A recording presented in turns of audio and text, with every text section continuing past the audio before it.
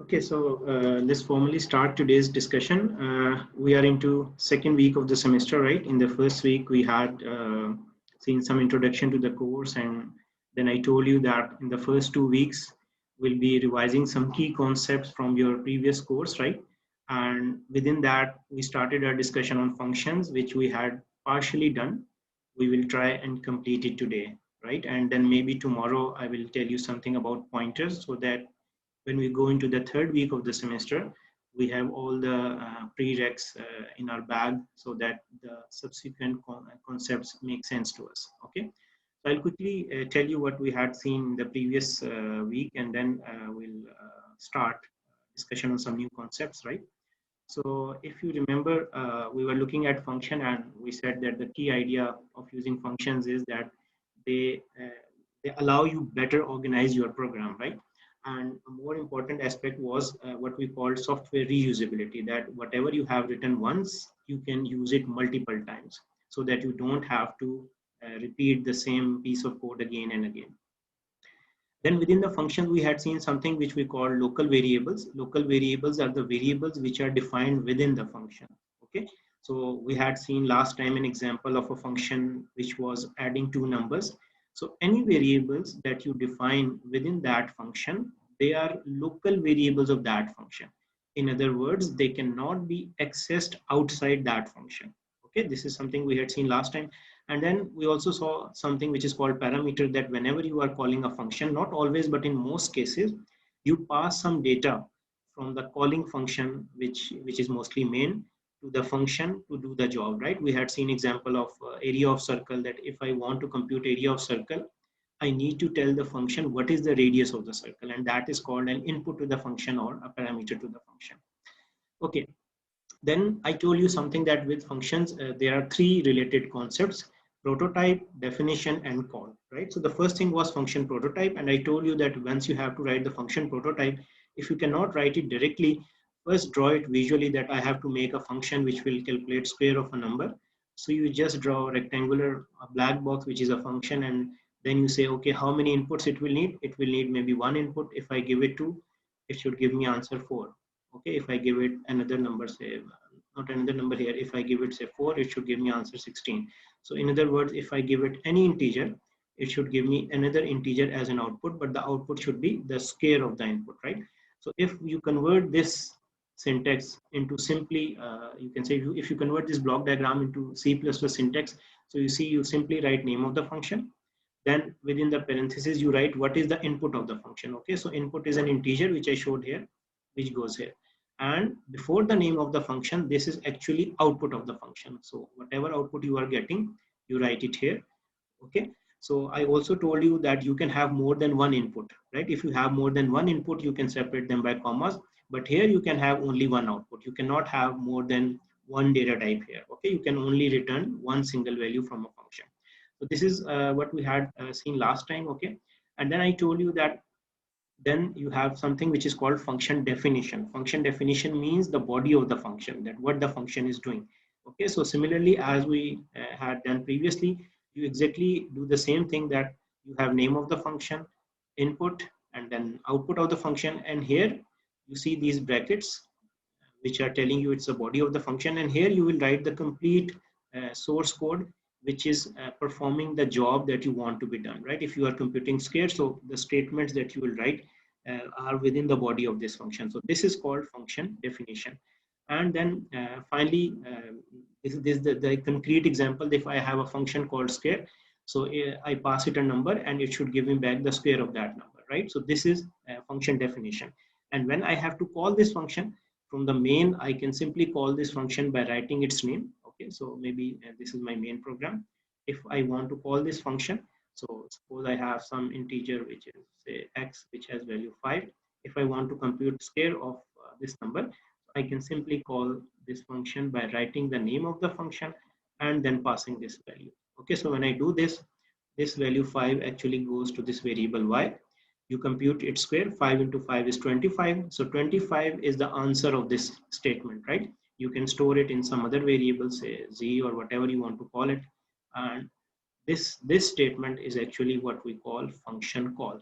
Okay, so you have function definition, you have function call, and you also have function prototype, which is simply the name of the function, the input of the function, and output of the function. So I'm writing on the same slide, so you have all three concepts on the same slide. This is function prototype, this is function definition, and this is function call. Okay, so these are the three concepts we had seen last time. Okay, then yes, this is the same thing that you have already seen. So I'll just quickly shift to the Visual Studio to recall you that the example we had done. So if you remember, this is the example we had done in detail. We were adding two integers, okay, and this was the add function, which is actually the prototype of this function. And then let me just mark it. Okay, so this is the function prototype, and this is the function call, and this is actually, this part is the function definition. Okay, and when you call this function, last time some of you asked that how does it know what is happening. So the first variable is passed to the first one, so x will be copied into a and y will be copied into b. Okay, so if x is 5, y is 10, then this a will get the value 5 and b will get the value 10. You add them together, so this z, it will be like 15, and when you write return, this actually goes into this variable, okay, whatever you have written. So this was what we have done last time. So today we'll extend our discussion, and we'll see some new concepts. Not new, you have seen them already, but it would be more of a recap of what you had seen in the previous semester. Okay, so let me just shift to the board so that I can explain to you some new concepts. Okay. Okay, so first I'll write a very simple function and then we'll discuss on that. Okay, this function is not doing something great, but it is just for discussion purposes. So maybe I write a function, say void. Okay, if the function has no output, you write void. This is name of the function. I'm simply calling it function. Okay, and then this function is taking one integer as an input. Okay, so whatever I have written, this is the function prototype. Okay, next I write the main. Okay, so maybe this is main program. Okay, in this what I do is I say, okay, this is some integer, say x, which has value 5. Okay, and then I display the value of this variable just to convince myself. Okay, and then what I do is I call this function. So when you call this function, you simply write the name of the function and you pass it this variable x. Okay, and then again I write the I display the value. Okay, so this is our main. Okay, and then after main we'll write the body of the function. So let me just change the color of the pen. Okay, so here I'm just splitting the screen into parts. Okay, I'm actually writing here, but just to save some space, I'll start here. Okay, so this is the body of the function. So here I'm writing void function, and here I write some variable name. Let's call it a. Okay. Now within the function, what I do is I say, okay, a is a plus say 100. Okay, and then I display the value of a, and then I close this function. Okay, so now you see it's a fairly simple program, not doing much. We have a variable x, we display it, then we call the function, okay, and then we display it again. And inside the function, we see that something is happening. Now, first you think what would be the output, and then we discuss. Okay, you just think over it, right? Maybe you will say 105 and then 5 or something. Okay, but we discuss in detail what would be the output of this program, and this will help you better understand what is going on at the back end. Okay, so you see, I told you that whenever you are dealing with functions, especially in the beginning, it's a good idea that you make a chunk of memory that what is actually going on at the back end. Okay, so this is our small piece of chunk from memory. Okay, and integer takes 4 bytes, so I am making blocks assuming each block is 4 bytes. Okay, so when your program is here, you define an integer x5. What happens, 4 bytes are reserved, the name is x and the value is 5. Okay, after this, okay, I'll also make an output window. Okay, so this is our memory, and suppose this is our output window, so that we see what is the output. Okay, so this is our output window. Then your program comes to this statement, cout x. What is the value of x5? So you see 5 on the screen. Okay. Then your program comes to the next statement, which is calling a function. When you call a function, I told you what happens. This value of x, it will go and it will be copied into this variable which we call a here. Okay, and a is a local variable of this function. This variable is created when you call the function. So it means, first of all, what will happen? We will create a new variable a, and what do? We copy the value of x in that variable. So a also gets the value 5. So far so good. Then the body of this function will start executing. Okay, so now we see what we have. We have a is given the value a plus 100, means whatever is the value here, we are adding 100 to it. So when I add 100 to 5, I get 105. So a will become 105. Okay, and then I have C out a. So it means this value of a is displayed on the screen. So on the screen I see this value 105. Okay, now what happens? I arrive at this closing bracket, which means that the function is terminating, function is concluding. And as soon as a function terminates, all the variables that, all the local variables of the function, they are destroyed. Destroyed means their memory is released. So it means that now this variable a, it will no longer exist in the memory. It will be destroyed. Why? Because the function is terminated. Okay. So now this variable is gone. Okay. We don't have this anymore. Now we were on this statement, we come back here. Next statement is C out x. So now what is in x? X has value 5. So you see 5 printed on the screen. Okay, now the whole idea of this example was to tell you that, you see, we are calling the function, we are passing a value. And here we are changing that value. So the whole idea is that when you are changing the value, that change is not affecting your original variable. Original variable was x, it was 5 and it stays 5. Why is it happening? Because when you have this a is actually a copy of x. Okay, so whenever you are changing a, you are actually changing this variable. Nothing is being changed in x. Okay, that's why when I display value of a, I get the updated value, which is 105. But when this function terminates, x still has the value 5, which is the original value, and I see a 5 on the screen. So this is the correct output of this program. And one more thing, that even if you are using the same variable names, okay, suppose instead of calling it a, okay, I simply call it x, just for discussion purpose. So instead of calling it a, let me change the name of the variable to exactly the same which was in the main. So I call it x. Even then you will get exactly the same output. Why? Because now this x is a local variable of this function, and this x you have, it is in the main. Okay, so if I have written like this, what will happen?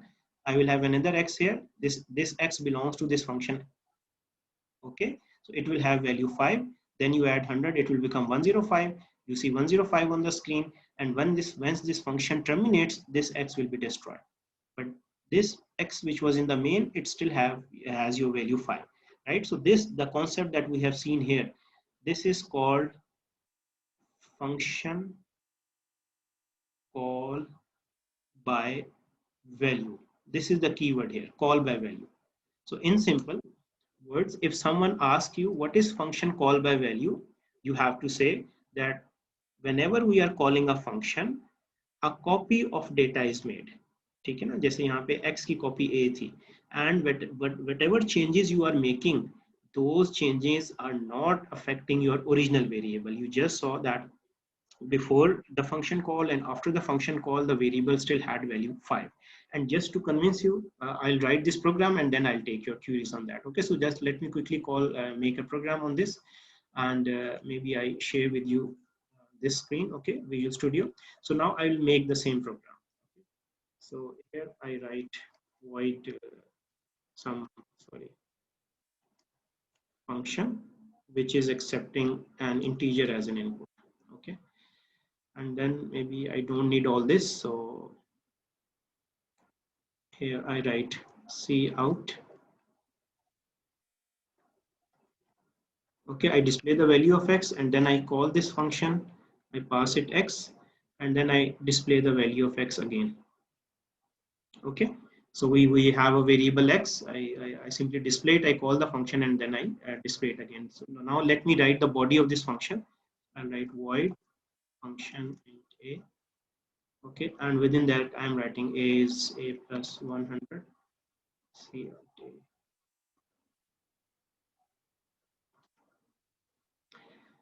Okay, so now let's see what is actually going on here. When you are calling this function, value of x is copied in this variable a. Okay, but again it is copied. So when I'm changing a, the value of a is changing, but the value of x will not change. Okay, x was 5, so it will stay 5. And let me just run it, and then I'll share with you the screen to show you the output. Okay, so that you can convince that it is the same output which we actually discussed.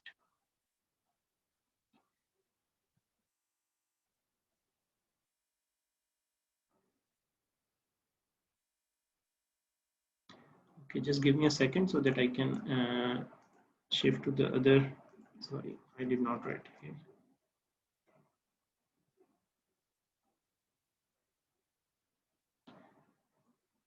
Okay, now I'll share with you this window. Okay, output window. So here you can see x was 5. Then we changed a, it became 105. But when I display the value of x in the main, it is still 5. So in other words, the value is not changing. In call by value, whenever you are actually trying to change some value within the function, it is not affecting your original variable. Okay, so with that, I'll take a pause, and you're welcome to pose any queries related to this example. Okay, so now let's move to the next related concept, which is slightly different from what we have seen, rather exactly opposite of what you have just seen, and that is called function call by reference, right? So again, I'll give you an example on the board, and then I'll write a program, and then we'll discuss further. Okay, so basically now we want to see call by reference, which is opposite of what you have just seen, right? Previously we had seen call by value, now we are looking at call by reference. Okay, so I'll write a program, and then using that example as a case study, we'll be discussing this concept. Okay, I write exactly the same program, but I will slightly change it, just the syntax. Okay, so previously I had done this void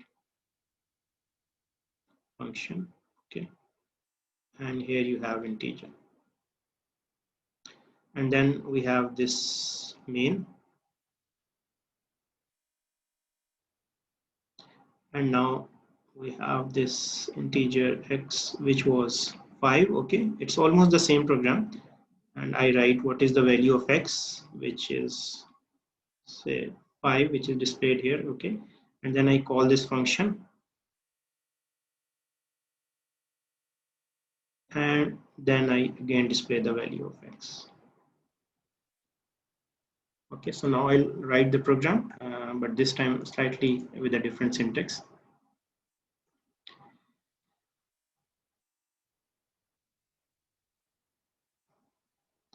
Okay, let me just change the color so that it is more readable for you. Okay, the program that I'm writing now, it is actually the same which you had seen previously, call by value. Okay, and here I'm writing.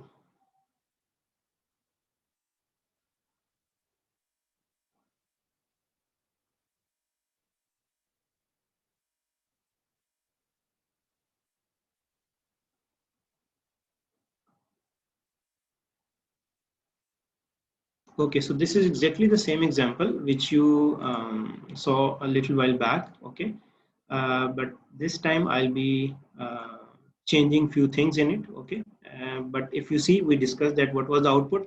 This is an example of call by value. What happens is call by value, because there's a query to repeat it as well, that when you call this function, the value of x is copied in a. Now here I am changing a, but that change will not change the value of x, right? Value of x will remain unchanged. So for this program, the output was 5, because this 5 is printed first. Then I call this function, value of x is copied into a is 5, so a becomes 5 plus 100 is 105. So then I see 105 on the screen, and then when you finish this function, you come back here, the value of x will not be changed, it will be the original value, which is 5. So that's why you see 5 on the screen, right? So this is the output of the current program, which is called call by value. Now we don't want it. What do we want now? We want that, okay, if I'm changing the value of a, then it should actually change the value of x. And why do we want it? It will become clear when I give you some concrete examples, right? For the time being, we are focusing on actually understanding how call by reference works, right?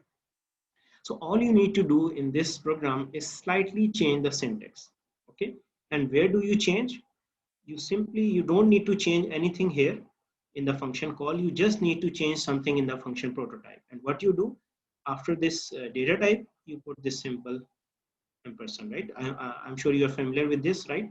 But don't confuse it with pointers. Presently we are not dealing with pointers, and since you have changed it here, so I'm also changing it here. Okay, so exactly rest everything stays exactly the same. The only thing is that previously we had just written integer, now we have integer and this ampersand, right? And here as well we have changed. On the other hand, nothing has changed here. Function call will remain exactly the same. Now what will happen if I'm using this? This is the syntax for what we call function call by reference. And now what will happen is that if I show you what is going on in the memory, so let me just draw a chunk of memory. Okay, so maybe not too good, but it's okay. Okay, so when I have x5, so this is variable x, which is 5. Okay, when this statement is executed, then I write cout x, this statement is executed, I get 5 on the screen. Now when you call a function, okay, and this x, you are saying this x goes to a, but do remember this is call by reference due to this syntax. So now what will happen? Previously another variable was created and value of 5 was value of x was being copied there.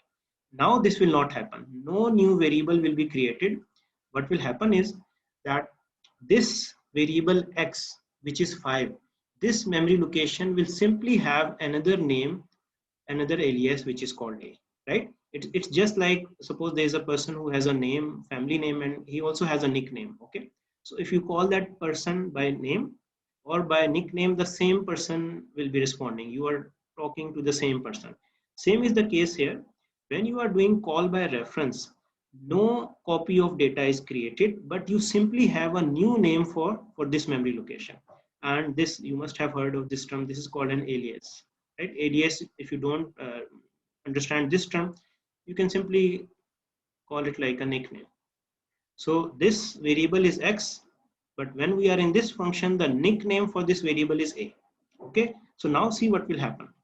Now since a is not different from x, when this statement is executed, a is a plus 100. I am actually talking about this memory location. So what will happen? This will become 105.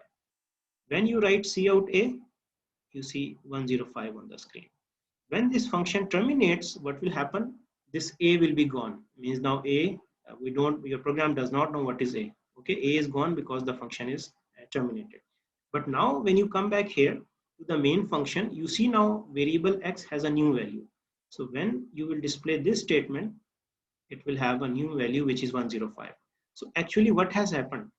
When I change the value within the function, I changed it from 5 to 105. Your original variable x has a new value.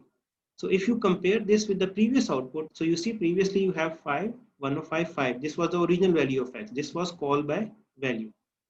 And when you are talking about call by reference, any changes you are making in variable a, those changes are being made in variable x actually, right? And you can actually convince yourself by looking at this example. Okay, let me just quickly write the same program, okay, and then I take your queries on that. Okay, it's not very easy to understand. I understand that point. Okay, so let me just write the program and then we discuss it further. Okay, so let me just show you the Visual Studio.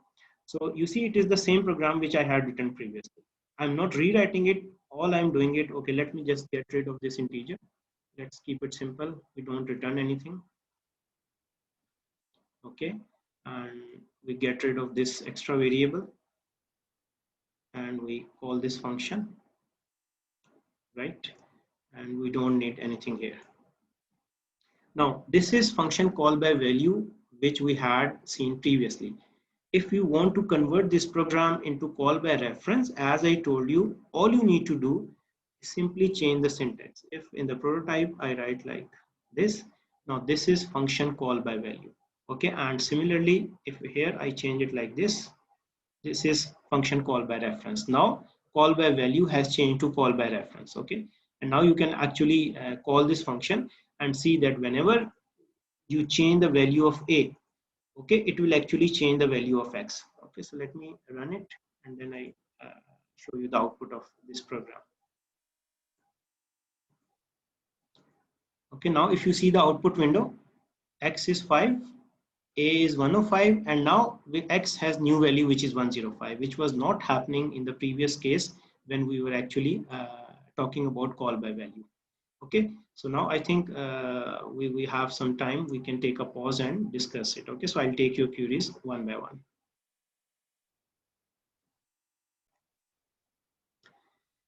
Okay, so now we do that add example, right? But this time instead of doing it with call by value, I will be doing it with call by reference. Okay, so if you remember, we did something like this.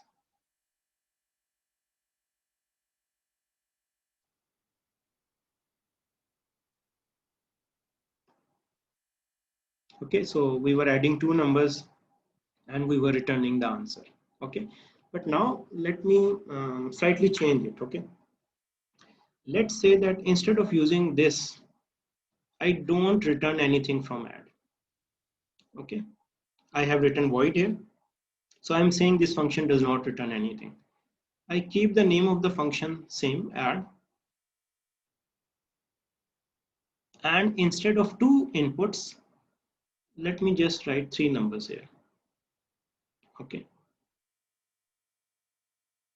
okay, and let me take some numbers, say integer x is 2 and y is 3. Okay, and then I take another number which is z. Okay, now you see, without writing the definition of the function, you should still be able to call this function. I told you that when we have to call a function, we can call the function by looking at its prototype. So whenever you call a function, you simply write name of the function and inputs. There are three integers, so I will write x, y, and z. Okay, since this function is not giving any output, so I don't have anything like on the left side of assignment operator, I simply call this function. Okay, and then maybe I simply display these values. Okay, C out x and then y and then z. Okay, and here I close this function. So this is a function.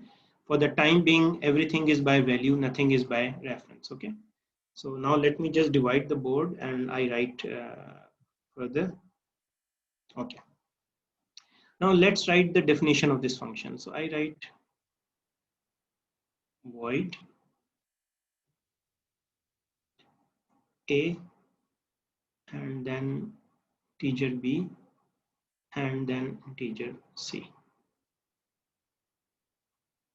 Okay, okay, now I will make a slight change in this function. Okay, and then what I will do is I will simply make it call by reference. So here, now what we have done, these first two inputs, they are called by value because I'm not using this symbol, and this one is called by reference. Why I'm doing that, it will become clear. Let me write and then I'll explain. Okay, now I'll also take your queries. So when I change here, I also have to change here, right? So now I have three inputs to this function. A and B are called by value. You can guess by looking at the syntax, and this one is called by reference. Okay, and here let me write a statement and then I explain why I have written it. Let me just write C is A plus B. Okay, it doesn't look very nice that instead of writing A plus B plus C, I'm writing C is A plus B. But why I'm doing this? Now let's go back at the memory and see what we are trying to achieve. Okay, so now please see this part carefully. This will actually help you understand the difference between call by value and call by reference. Okay, so this would be like a repetition but with a different example. Okay, so this is our memory. Now whenever you have a program, you execute it statement by statement. The first statement is we have defined two variables x and y. So 4 bytes are reserved for x, 4 bytes for y. X gets the value 2, y gets the value 3. Then I come to the next statement, which is z gets the value 0. So we have another variable which is z, it gets the value 0. Now you have to pay attention, right? Now is the key statement which will be the crux of all our discussion. Now you call this function, okay? The first variable x, it gets copied into a new variable a. Why I am saying copied? Because it is called by value. So what will happen? A new variable a is created. Okay, let me change the color, the same color, so that you know it is with the function. So when you call this function, a new variable a is created and the value of x is copied in a. Okay, the value of x is copied in a and a is a new variable.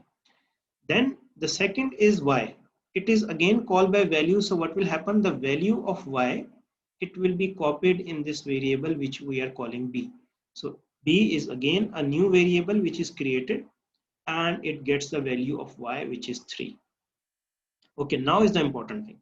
You see the third variable z, it is not called by value, it is called by reference. And in call by reference, no new variable is created. Okay, what will happen is that since it is called by reference, so when you have z here, you can think that z now has a nickname or a new name which is c. This is very, very important. Now you see the difference that a and b, you were using call by value. So new variables are created. You have new memory location in which you have copied data. The third variable z, it was called by reference. You can check from here. It is called by reference. So in call by reference, we know a new variable is not created. So we are not creating any new variable, but for this variable z, you just have another name which is c. So now c and z, they are both talking about this variable, this memory location. Okay. Now see carefully what will happen now. Now we have done this. We have discussed what happens when you call this function. Now we see when this function is executed, you have written c gets the value a plus b. Now a is 2 and b is 3. You add them and you write them c. Where is c? C is here. So c gets a new value which is 5. Okay. And when the function terminates, what will happen? All the variables you have within this function, they will be destroyed. So it means now you don't have any b, you don't have any a, and you don't have c anymore. Okay, this function terminates, you come back here. Okay, so the next statement here is c out x. What is the value of x? 2. So you see a 2 on the screen. C out y. What is the value of y? You have 3 here. But the good thing is now you see C out z. What is z? Z now has a new value which is 5. So now you see what you have done. You have added these two together and you have the answer in C. And nowhere I have written something like z equals x plus y. You don't see any such statement within your program. So how is it happening? It is happening because we have smartly written the program using call by reference. Okay, and with this example, now you can see the difference that these first two variables, they are called by reference, call by value, and this third is called by reference. In call by value, a copy of data is made, which you saw here. Okay, so x is copied to a new variable a, y is copied to a new variable b. But in call by reference, a new variable is not created, but for the same variable z, for the same memory location, you will have another variable name which is c. So now what happens if I change c? I am actually changing z. Why? Because z and c, they are both talking about the same location. If you change anything in c, you are actually changing in z. Okay, and then when the function terminates, now you see this variable z, it will have your new value which is 5. So if I summarize it, in call by value, a copy of data is made. In call by reference, a copy of data is not made. And if you make any changes within the function, those changes will affect your original variable. What is the original variable? Original variable is the variable which you had in the main. So in call by reference, if I'm changing C, I'm actually changing C. Okay, and just quickly let me write this program and then I take your queries. Okay, so I shift back to the editor. Here I change this function. Okay, so maybe I write void add integer. You see call by value, and then I write this is call by reference. I put a semicolon because this is function declaration. And then what I do is In the main, I say x is 2 and y is 3. And this is z, which I initialize to 0. Then I call this function xyz. Okay, so now the important thing, you see, when you are calling, there is no difference between call by value and call by reference. Okay, here you had put this symbol, but you don't put this symbol here. Okay, sorry, this one, you don't put it here. Whether it's call by value or call by reference, this statement will stay the same. Okay, and then maybe, sorry, here I can display the value of z. Okay, and we can write the body of this function. So I write void a int b and int c. Since it is by reference, so I have put this symbol, and here I simply write c is a plus b. Okay, nothing else. So now what will happen, this z is called by reference. If I change c, actually the value of z will be changed. Okay, so let me just verify if it's working fine, and I can then show you the output window. Let me just show you. Yeah, so you see, this is the output window. Z has been assigned the value 5, but if you see the program, in the program we never assigned value to z. Okay, what we did, we assigned value to the variable which was c, but since we are using call by reference, so whatever changes we are making in variable c, they are actually being affected on variable c. So this is exactly the same program which I had on the board, but maybe with an output it is more convincing, so you can write the program and convince yourself that this is actually happening, right? So with that, you can actually, you are welcome to pose queries related to call by value and call by reference. Okay, so now you have seen call by value and call by reference. I will do one more example, and this time we are doing the example from the perspective of why do we need call by reference? Okay, you might be wondering that, okay, call by value is doing the job. So what is the advantage of having call by reference? Okay, um, previous discussion was more focused on understanding how it works. Now we are discussing why do we need it, and still I will do one more example. So if it is not clear, I hope with this new example it will become clear. Okay, so let's see what do we know so far about function. Okay, so I told you that a function is like a black box which is doing something, right? Which is maybe taking two numbers, say two integers x and y, okay, and then it is giving you an output. Okay, so for the output, you know that when you are writing the function prototype, so maybe this is your name of the function, you have your inputs here. I had two integers as an input, so I put them in the parentheses. Okay, and the output of the function is here. Okay, so if I add two integers, answer is also an integer. Okay, so this is how you convert a block diagram into a syntax. Okay, so I told you that, okay, these are two integers which you have written here in the input, this is your output which you write here, and this is name of the function which I write here. But now you see, when you will write the definition of this function, you will add two numbers, and at the end you would have written something like this: return result or answer or whatever you did. So in some cases, a function can have more than one output. Okay, for example, you have one function which is adding two numbers, and the same function is also finding the average of those numbers, or it is also subtracting those numbers. Although it is rare, maybe if we want to compute average, we will make a new function. But in some cases, there can be a requirement where a function has more than one output. So in other words, I'm trying to say this. Okay, so maybe you want to add the two numbers and you also want to subtract, and you want the same function to do these jobs. Now the problem is that when you are using keyword return, it is not possible that you return two answers. Okay, it is not possible that you write uh, a comma b. This is not legal, right? You can only write one single variable with the keyword return. Similarly, when you are writing output here, you can only write one single variable. You cannot write I will have two outputs in comma in from this. Okay, so in such situations, we can actually smartly use call by reference to get more than two outputs, more than one output from a single function. Okay, and just to explain this concept, let me just give you a concrete example that we want to make a single function, okay, which is doing two jobs, which is like adding as well as subtracting. So I call this function add subtract.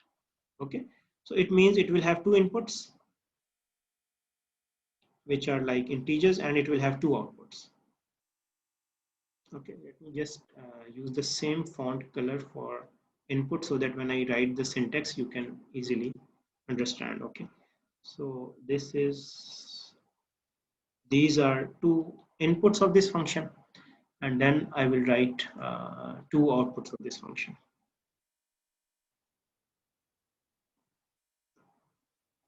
Okay, now the important thing is, how do I convert this into syntax? Okay, since this function has two outputs, it means that the traditional way of using the keyword return, that will not work for me. Okay, so when you have to write the prototype of this function, please see it carefully. You first write the name of the function. Okay, and then you don't return anything. For example, you simply write void here, right? Why I am writing void? Because I have two outputs. If there is one output, I can make use of this, but now I have two outputs, so I have to come up with a different way of doing it. And now what you do is, now within the function prototype, first you write these inputs. Okay, I had two integers, so I write integer and integer. And then within the same brackets, what you do is you also write your outputs, but the only thing you change is, instead of call by value, you write them call by reference. Okay, so this statement is very, very important to understand how I have written this from this diagram. Name of the function is add sub, you write name of the function. Okay, no problem. The function has more than one output, so I told you, in case of more than one output, it is a good idea that you simply write void here. You don't need to write anything. Now these are the two inputs of the function. Okay, I have written them here. Okay, this is one input and this is the second input, and I am using call by value here. Now this function has two outputs. I have written both outputs within the parenthesis. So this is actually the output of the function, but this is by reference, right? So this is input, the first two variables, and this is output. This is the way you write. Why it works, I'll explain when I actually write the body of this function. Okay, so now let me, I think I'll have to gain some space, so I need to get rid of it. So let me just write it more neatly so that I can write the complete body, and then it will make sense to you. Okay, so we said, okay, we have void add subtract is the name of the function.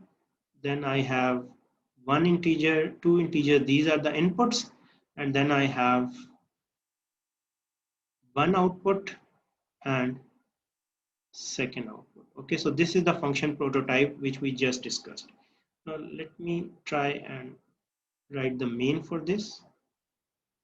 Okay, so again, as we always do, I take two integers, 10 and 5.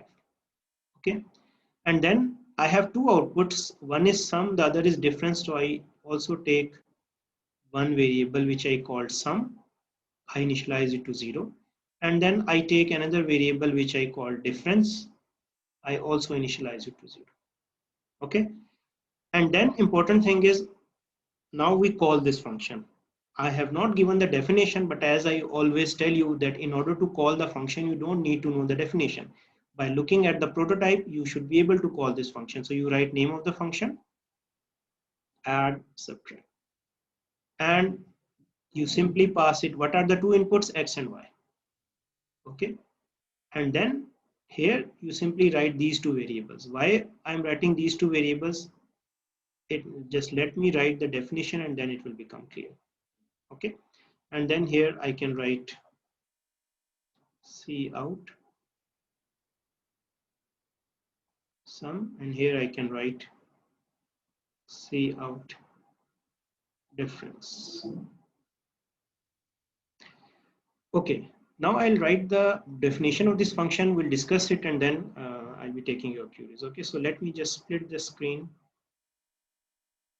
Okay, now I am writing the definition of this function, so I simply copy the prototype, but I just add names of variables. Okay, so I call it void add, subtract. I have integer a, integer b, and then I have two by reference, so I call them s and call them d. Okay, now what will I write in the body of the function? Okay, I'll write and then I'll explain. So I write s gets the value a plus b and d gets the value a minus b. Why I have done so? Because s, whenever I'm using call by reference, this s actually means this variable sum. So if I'm changing s, I'm actually changing sum. I will also show you with memory diagram. And this d actually means I'm talking about difference. Anything I put in d, that actually goes to this variable. Okay, so what actually happens is that when you call this function, you run it, sum will have value 10 plus 5, which is 15, and difference will have value 10 minus 5, which is 5. But how is it happening? Let me again make the memory diagram for one last time, and then I'll explain it with that diagram. Okay, so as we always do, a bit better this time. Okay, so I make these blocks. Okay, now you have to go line by line. X is 10, y is 5. X, y, 5, 10. Okay, then I have two more variables, sum and difference. Okay, I'm writing it here just to save space. Sum and difference. Okay, so sum is 0, difference is 0. Okay, now this is the key statement. You call this function, the first two variables are by value. So what will happen? A new variable a is created, which will get the value which is in x. Okay, so let me just change the color. So you have this variable a which is created and it gets the value of x, which is, sorry, not this was 10, this was 5. Okay, so sorry, let me just clean it to avoid confusion. Okay, I have written them reverse. This is actually, yeah, x is 10 and y is 5. So let me just correct them. X is 10, sorry, x is 10 and y is 5.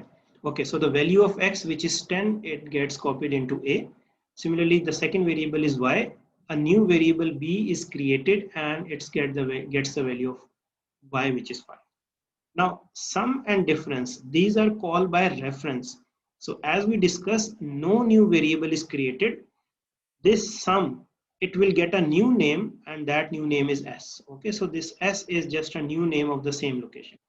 Similarly, this difference variable, it is also by reference, so you give it a nickname which is like d. Now in the function I am writing s gets the value a plus b. So a plus b is 10 plus 5, which is 15. It means this s will get the value 15.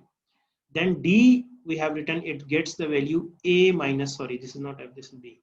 Okay, a minus b. So 10 minus 5 is 5, so it gets the value 5. Okay, and now when the function finishes, what happens is that all the variables that you had created, they will be gone. It means a is gone, b is gone, these values are gone. Okay, this d no longer exists, and so on. Now the function terminates, you come back to the main. Now in the main, you are saying, I want to display the value of sum.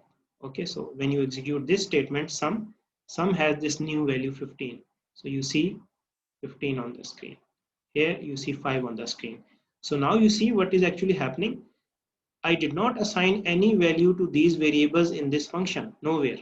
But what happened was, when I called this function, this was by reference. So any change I am making to s, I am actually changing sum. Any change I'm making to d, I'm actually making change in this variable. Why? Because this is by reference. This is the whole idea of call by reference. So in other words, you can look at it, and if I draw again the same diagram, so this function is actually giving you two outputs, not with the keyword return, but it is very similar because we provided it with two numbers, x and y, and sum and difference, they were 0, but when I'm finished with this function, sum has my answer and difference has my answer. So that's why in the literature, in the books, when you read that a function is giving you more than one output, you will always see them implemented by call by reference, right?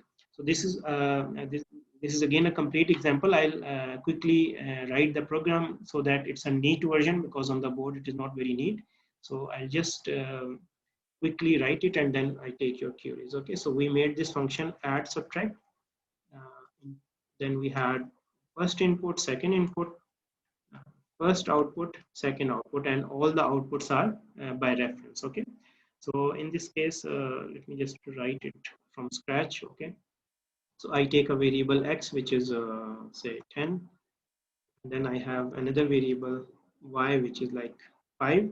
Then I take two more variables, sum is 0 and difference is also 0. Okay, and then I call this function add subtract. I pass it x, y, sum and difference. Okay, and then we'll try and display these values. Okay, so I write sum. Okay, and I display the value of sum, and then I also want to display the value of difference. So okay, now we have to quickly write the body of this function, so I'll just write it here. So I'll write void add subtract a, b, and s and d. Okay, and here I can write s is a plus b and d is a minus b. Okay, so this is the same program I had written on the board, just a neater version of that. So I'll just confirm if it's working fine. Okay, and maybe I can share with you the output. So you see, this is the output.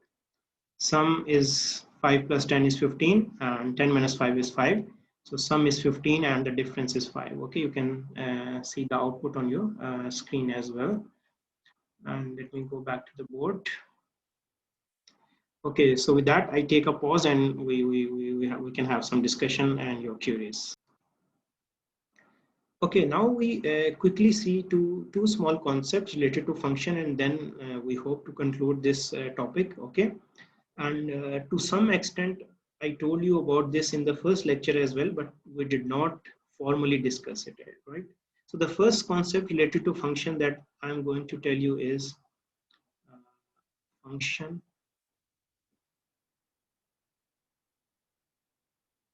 overloading, right? Again, this is a very useful concept that you will see throughout the discussions that we will have in this semester, right? So you see, if you see only this word overloading, right?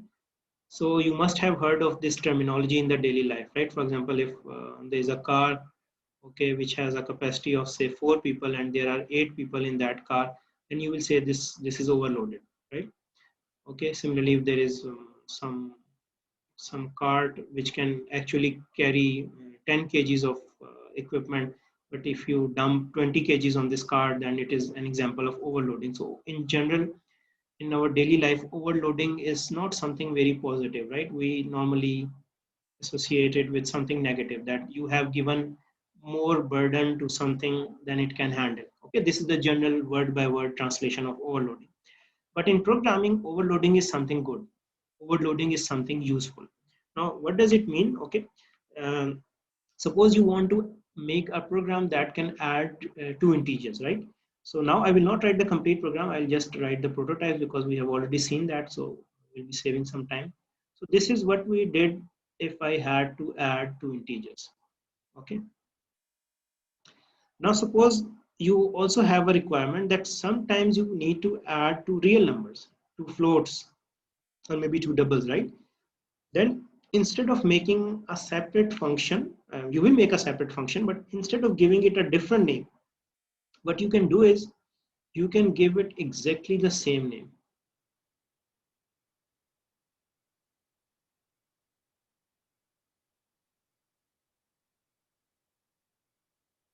Okay, something like this. Okay, so you see the name of the function is add here, add here. So similarly, you can have, okay, I'll just make one more. And instead of having two integers, adding two integers, I say no, I need a function which can add 3 integers. Okay, and all of these functions, they are in the same program. They are not in different program. You have one single program in which you have all of these. Okay, now you see, this is an example of what we call function overloading. And technically, how do you define function overloading? You have multiple functions in the same program which have the same name. Okay, देखिए तीनों का नाम आपके पास add है, but the argument list or the parameter list of these functions is different. Okay, in this case it is having 2 integers, it is having 2 float, it is having 3 integers. So the data type can be different. For example, here I had integer, here I had float, or the number of arguments can be different, like here I have 3 integers, here I have 2 integers. Okay, and you know that this whole thing, for example, this whole thing is called function prototype. Okay, but when we are talking about function overloading, there is another terminology that we use that is called function signature. Now what is function signature? Function signature is simply name of the function and input of the function. So in other words, this part of prototype is called function signature. Okay, this is function signature. And if you take whole of this whole part, okay, then whole of this is called function prototype. So in other words, function signature is if you ignore the output, you only see the name of the function and input to the function, right? This is some terminology which you use with function overloading. And in some books, you will see that function overloading is defined as functions having different signatures. When we say different signature, so we are talking about these parts. Okay, that return type you just ignore, you only see the signature of the function. And since we already said that the name of the function will be same, so the only thing where you are searching for a difference is like the argument list, that you have 2 integers here, you have 2 float here, and you have 3 integers here. So in short, when I will write the main, if I write like this, I I have 2 integers. These are both integers, so your program will call this function. On the other hand, if I write this, I have 3 inputs, your program will call this function, right? And similarly, if I write like this, then your program will call this function. Now you see what is the advantage? The advantage is that I could easily have done like this: add integers, add float, add 3 integers. Mean I can make functions which have different names which are doing the same thing. But the thing is that now you see, I will have to remember when I'm writing a big program, I need to remember as a programmer that if I have to add integers, I should remember this function. If I have to add 3 integers, I remember this. If I have to add 2 floats, I remember this. But now with function overloading, your program is much more clean. Clean in a sense that, you know, whenever you have to add something, you simply write add. The name of the function is add. It stays the same.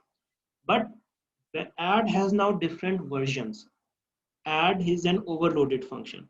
If you want to add 2 integers, this version is called the first one. If you want to add 3 integers, the third one is called. And if you want to add floats or doubles, you can have overloaded version which will be called. So in simple words, if I summarize that, so function overloading is a concept in which you have multiple functions with exactly the same name in your program, but the arguments of that function are different. When we say different, the difference can be in data types, that instead of 2 integers you can have 2 floats, or the difference can be in terms of number of arguments. For example, one function is having 2 integers, the other function is having 3 integers. So this is again a valid example of function overloading. But be careful that this is not a valid example of function overloading. Okay, I give you an example and then I take your queries. Let me just clean it. Let's suppose I make some function f, integer, integer, and here I write. Then I make another function float f, and I again pass it to integers. Okay, so now you see the The only difference between these two functions is return type. This part is exactly the same.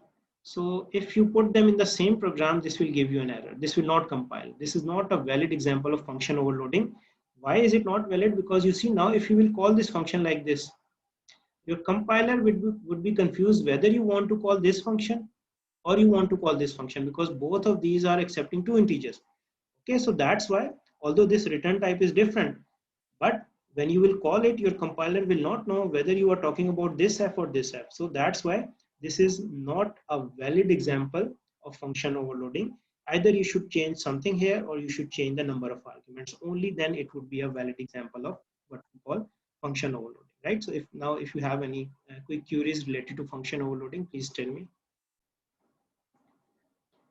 Okay, the last concept that I will tell you related to functions is, before we conclude today's discussion, right? That is something which is called function with default arguments. Again, this is a very useful concept that we'll be frequently using. Default arguments. So first, let me give you a real world example of why do we need this, okay? Suppose you come to the university and you are filling a form, and the data in the form will go to your student profile.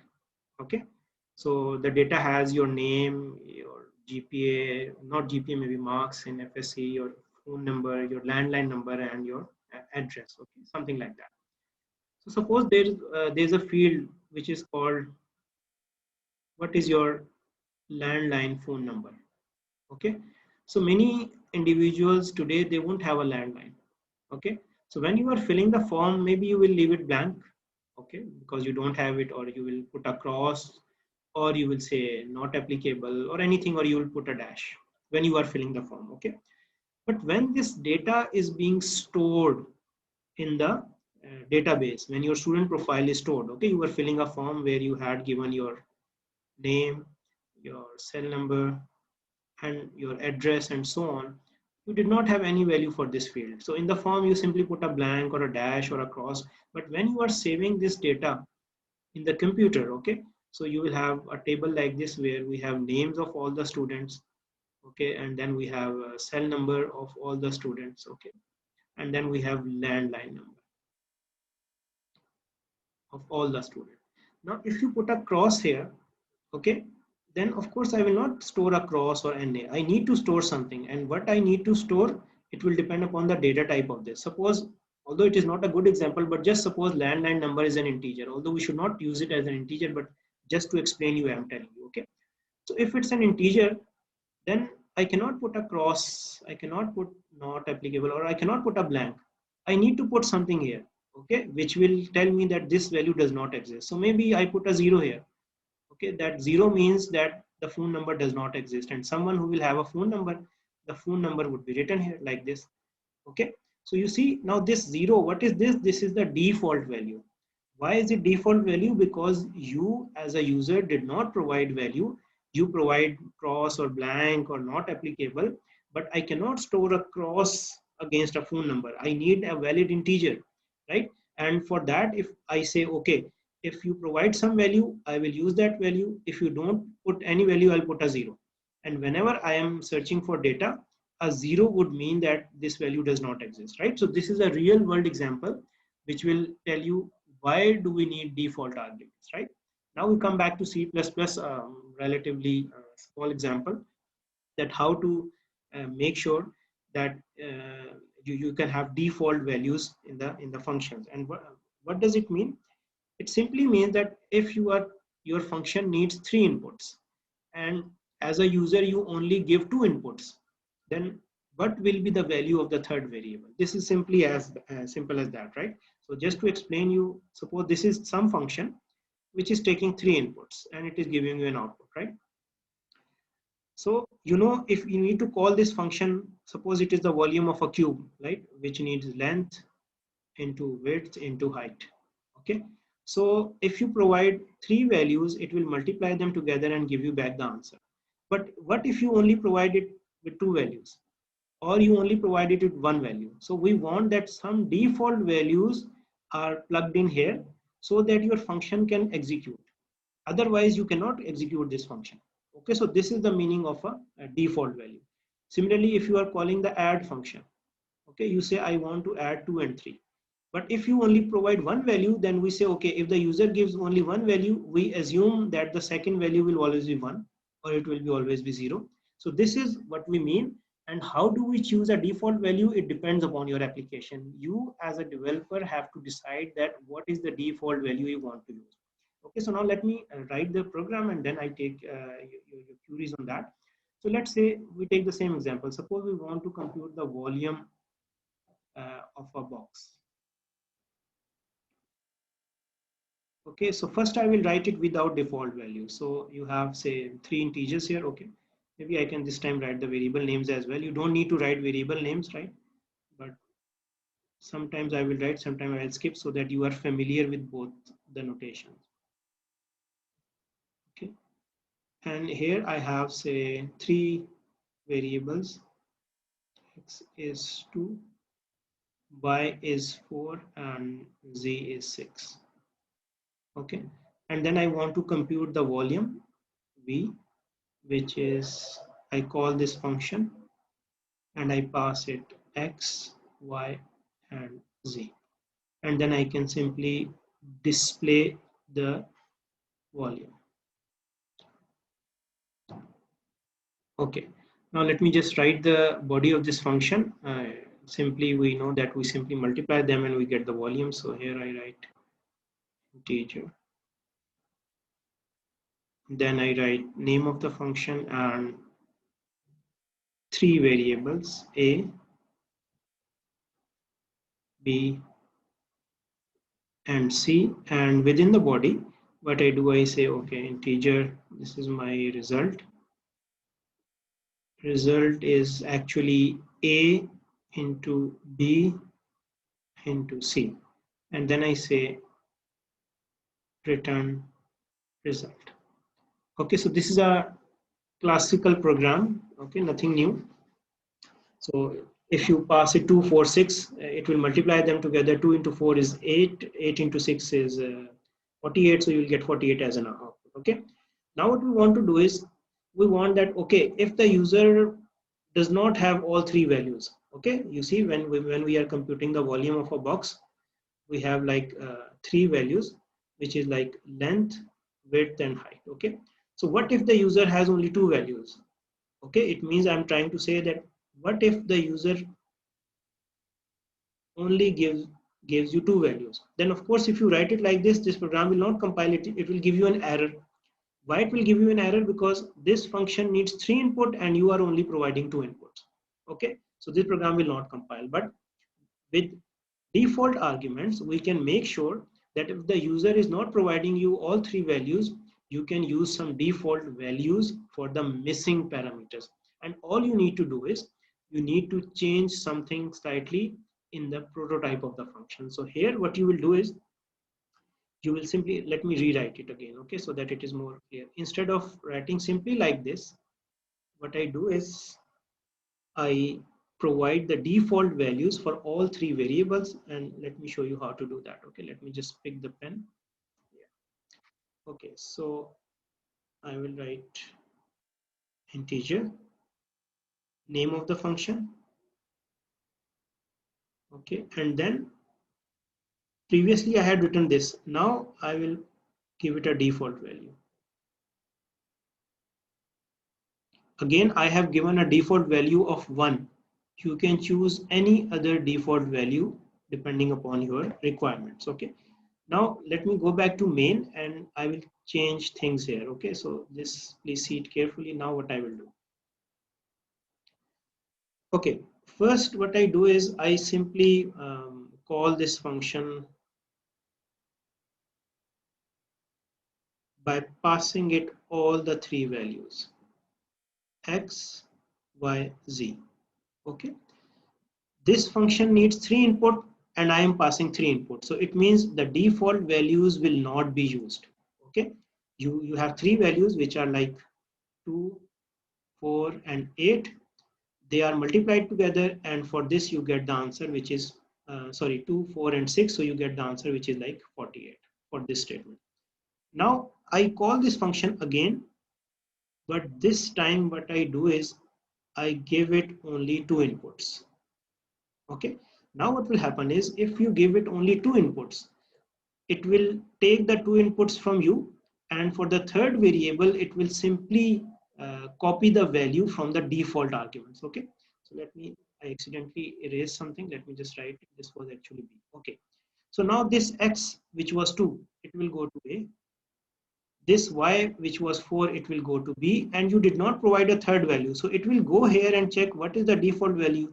It is 1, so this c will get the value 1, and now you multiply them, you get 2 into 4 8, 8 into 1 is 8, so this will give you 8 as an answer.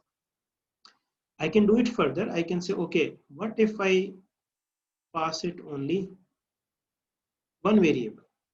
I only pass it x, I don't pass it y and z. Okay, so now what will happen is that again, since you have provided only one value, so what will happen is it will pick that value from you. So the value of x, it will go to a. For b, you did not give any value. It will check here what is the default value of b. It is 1, so it will pick 1 for b, it will pick 1 for c, it will multiply them together, and you will get the answer, which is 2. And finally, you can even do like this. You did not provide any input to the function. There is no value of a, no value of b, no value of c, so it will go here. It will say what is the default value of a? It is 1. It will simply pick value 1 for b and for c, and in this case 1 into 1 into 1, so 1 would be the answer. So now you see I have written the function only once, but there are so many ways I can call it. I can call it with 3 inputs, 2 inputs, 1 input, and no input. And if I don't provide it with sufficient inputs, it will always pick the value from the default values. But one thing is important when you are putting default values. You cannot do that, okay, I'll put a default value for A, I will not put for B, then I'll put for C. Okay, this is not allowed. You have to keep filling them in this direction. Means, in other words, it is not possible that you choose that, okay, A will have a default value, for B I don't like, and for C again I want a default value. Okay, it is not like that. So that's why it's a good idea that in general we provide default values for all of the arguments, right? But if you don't want to provide for all of the arguments, maybe you can provide for B and C and you can skip it. It is not possible that you say for A it is this, for B it is no default value, for C it is this. This is not allowed. Okay, so this is one complete example of default arguments. Please let me know if you have any questions from this discussion. Okay, so I think this we already discussed, that function prototype is name of the function and input to the function and output of the function. Okay, and if the function does not return anything, then you use this keyword void, which means there is no output of this function. Okay, and as I told you, this whole is function prototype, but this part of the function, right, which is name of the function and input to the function, this is called function signature. Okay, then this is something that I told you in the last lecture, that I asked you that did you ever try seeing what are the contents in a header file, mat.h or any other header file, right? So I told you that within the header file we have function prototypes, right? We don't have the code or the definition of the function. And so far you have been using the header files which are already there, but maybe after some weeks we will be writing our own program in which we'll create our own header files, right? So you will be creating your own header files, which I'm not sure if you have done that previously, but within this semester we'll be doing that, right? So this is where we started a discussion today, call by value, in which I told you that call by value, copy of data is passed to the function. This is the key statement, right? Whenever you make any changes, these changes are basically in the copy of data and they do not change the original variable, right? So this is where we started our discussion with. So this was the example, that this is called by value. You are passing this variable x, and here I'm changing something, but this x is different and this x is different, and this is called by value. So whatever changes I make to this variable x, when you print x in the main, you still get the value, which is 10. Okay, here it is 5 because the 5 is this variable x, but in the main the original variable will remain unchanged. This was the first example we had done today. And then we said what will happen with call by reference. Okay, so a good example of call by reference is the swap function, which you must have seen in the previous program, that suppose I have two variables, I want to swap them, x and y, right? So if I don't use call by reference, so the swapping will be done within the function, but I want these variables to be changed. So that's why swapping is a very good example where we actually need call by reference, right? And I had given you one more example that there is a single function which needs to add and subtract. So instead of returning something, since this function has two outputs, so I say, okay, these are my two inputs, and this is my sum, and this is my difference, right? So when you call this function, you simply pass it four variables, but since these two variables are by reference, so anything that I will change in the function in this variable s and d, this will actually change the variable which is sum, and this will actually change the variable which is difference, right? So we added them, we subtracted them, we changed s and d, but actually the variable sum and difference are changed, and when you print the sum and difference, okay, so you get the updated value, means you will get 15 and 5, okay, because whenever you are using call by reference, the changes you are making in the function, they are actually affecting your original variable, right? Inline functions I'll skip, okay? If you are interested, you can go through it on your own, right? This is what we covered. Then overloaded function, where your function has the same name but different argument. I need to compute square, so I can compute square of an integer, I can compute square of a real number or any other data type, right? So overloaded functions have the same name, but their arguments are different, right? So this is an example of overloaded function where we are computing square of an integer, and here we are computing square of a real number, right? And then we had seen some example that I told you that in case of overloading, you must have something different in the parentheses, right? So this is an illegal example. This will not compile. Why? Because although your return type is different, but you have exactly the same arguments, right? So this will not compile, because when you will call this function, your compiler will be confused that whether you want to call this version or this version. That's why this is illegal. Okay, and then at the end I told you function with default arguments, that if you call a function with lesser number of parameters than it actually requires, so you can actually use the default values, right? So for example, we have three variables, x, y, and z. If I call this function only with one argument, 3, so this 3 will go to x, but for other two variables it will take the default values. If I give it two arguments, the first one will go to the first variable, the second one will go to the second variable, and for the third one it will assume the default value, right? So I think this is the example I had done on the board, that you want to compute volume, right? So you have three variables, length, width, and height, and all, the default value of all is 1. So if you don't provide some value, right, for example, when I call this function like this, I did not give any input, so all the default values will be used. If I give it one input, this first input will go to length, and for width and height you have default value, and same if you provide two values and three values, right? So this is basically the same implementation, that you simply multiply them and you compute the volume. Okay, and then if I summarize, okay, so although there are different ways to write program when you are using function, but this is the recommended or the conventional way, right? That whenever you are writing program, so initially you will have some include statement, all the header files you need, right?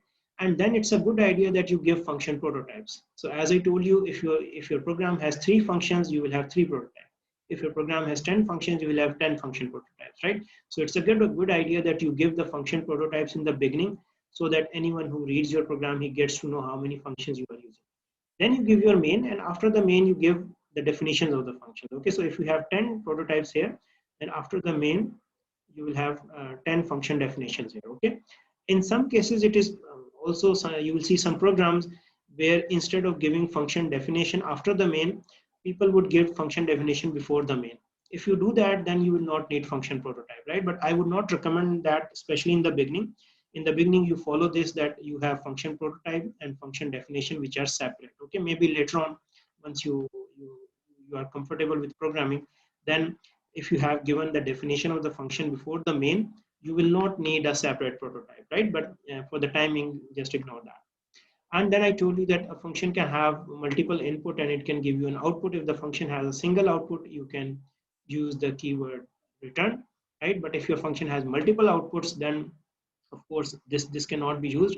In that case you will have to use call by reference, right? So for example, in this case the function has multiple outputs, so what we do is that if I have 2 inputs and 2 outputs, so instead of writing something here, I keep void here, and if the function has 2 outputs, I simply make sure that I use call by reference, right? So this is very similar to having more than one output from a function. Okay, so that will conclude today's session. If there are any queries or any comments, you are welcome.